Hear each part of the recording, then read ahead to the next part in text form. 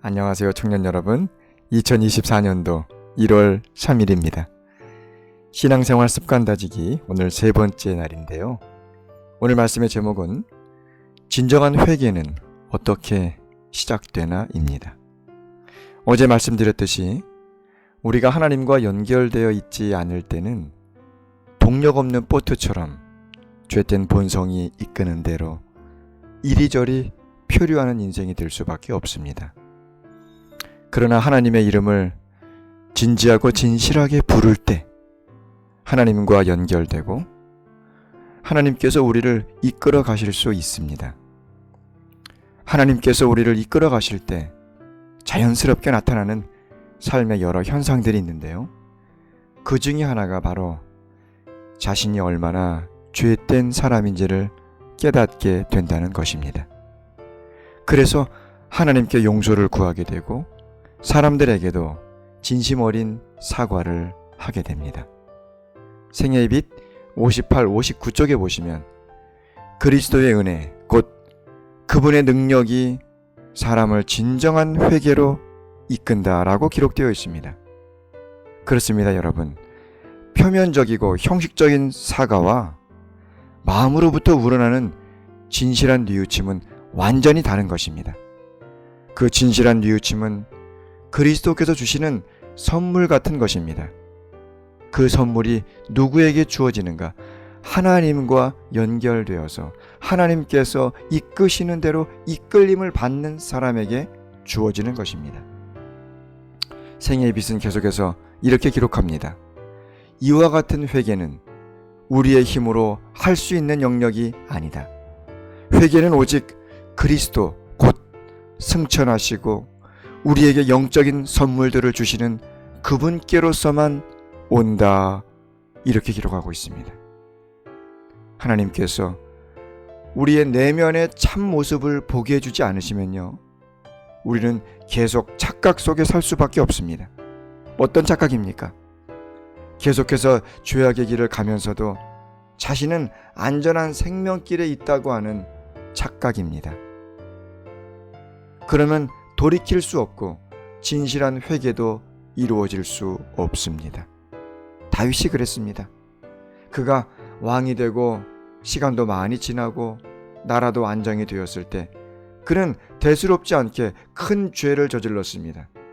유부녀인 밧세바를 왕궁으로 불러서 간음을 행한 것입니다. 그리고 그의 죄가 드러날 위험에 처했을 때 밧세바의 남편인 우리아를 전쟁터에서 죽도록 명령했습니다. 간통죄에다 살인 교사 혐의까지 저질렀습니다. 이렇게 엄청난 죄를 짓고도 왕궁에서 평안하게 지냈습니다. 다윗은 지금 그의 인생에서 가장 위험한 사망의 음침한 골짜기를 지나고 있었습니다. 그럼에도 불구하고 그가 얼마나 위험하고 위태한 벼랑 끝에 있었는지를 몰랐습니다.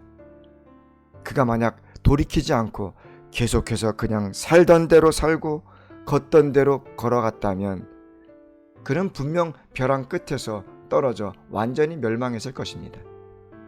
가장 불쌍한 인생이 되었을 것입니다. 하나님께서는 이 선지자 나단을 보내셔서 다윗이 저지른 범죄의 흉악함을 보게 해주셨고 그는 비로소 자신의 모습을 깨닫고 뉘우치고 회개할 수 있었습니다. 만약 다윗이 선지자 나단의 방문을 거절했다면 그는 자신의 모습을 깨닫지 못했을 것입니다. 자신이 저지른 죄악이 왕의 특권인 양 착각하면서 살다가 멸망을 당했을 것입니다.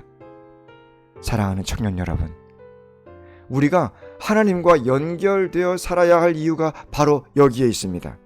하나님께서 보여주셔야 우리는 우리 자신의 현 주소를 볼 수 있고 돌이킬 수 있습니다. 우리 자신의 연약한 시력과 느낌만을 의지해 산다면 그것만큼 위험한 일은 없습니다. 1996년 3월 일본 나리타 공항에서 보잉 707 여객기가 런던을 향해서 출발했습니다. 성공적인 이륙이었고 하늘은 맑고 푸르렀습니다. 멀리 후지산이 보였습니다. 조종사는 승객들에게 좀처럼 보기 힘든 이 후지산의 멋진 광경을 보여주고 싶다는 생각에 후지산을 한 바퀴 선회하기로 했습니다. 조종사는 지정된 비행 항로를 벗어났습니다. 관제탑의 안전 수칙을 잠시 보류하고 시계 비행 모드로 전환했습니다. 시계 비행 모드란 조종사의 육안으로 인지하는 것에만 의존하는 비행입니다. 후지산이 비행기 바로 밑에 보였고 고도계는 4,000m였습니다. 그런데 조종사가 보지 못한 것이 있었습니다. 그것은 바로 이 후지산 주위로 맹렬히 불고 있는 활강바람이었습니다. 활강바람은 산비탈을 따라 내려부는 거센 바람입니다. 보잉 707 여객기가 그 거센 바람을 이기지 못하고 고장을 일으켜 추락하고 말았습니다. 탑승자 전원이 사망했습니다. 인생의 비행에 있어서도 자기 눈에 보이는 대로만, 느끼는 대로만 움직이는 것은 위험한 시계 비행을 하고 있는 것입니다. 하늘 관제탑과 연결되어서 하나님의 인도하심을 받으며 비행할 때 하나님께서 안전한 길로 이끌어 주십니다. 하나님께서는 우리가 잘못된 방향으로 갈 때 방향을 잡아 주십니다. 그 방향에서 돌아서라고, 그 방향으로 계속 가면 위험하다고 우리에게 말씀해 주십니다. 그 방향 전환이 바로 회개의 경험입니다. 하나님께서만이 우리를 진정한 회개로 이끌어 주십니다. 오늘 아침도 하나님을 진실하고 진지하게 부름으로 하나님과 연결되시길 진실로 소망합니다. 기도하겠습니다. 하나님 아버지, 우리 자신이 얼마나 연약한 존재이고 얼마나 믿을 수 없는 사람인지를 고백합니다. 주님께서 친히 은혜의 밧줄을 우리 마음에 걸어 주셔서 올바른 방향으로 이끌어 주시옵소서.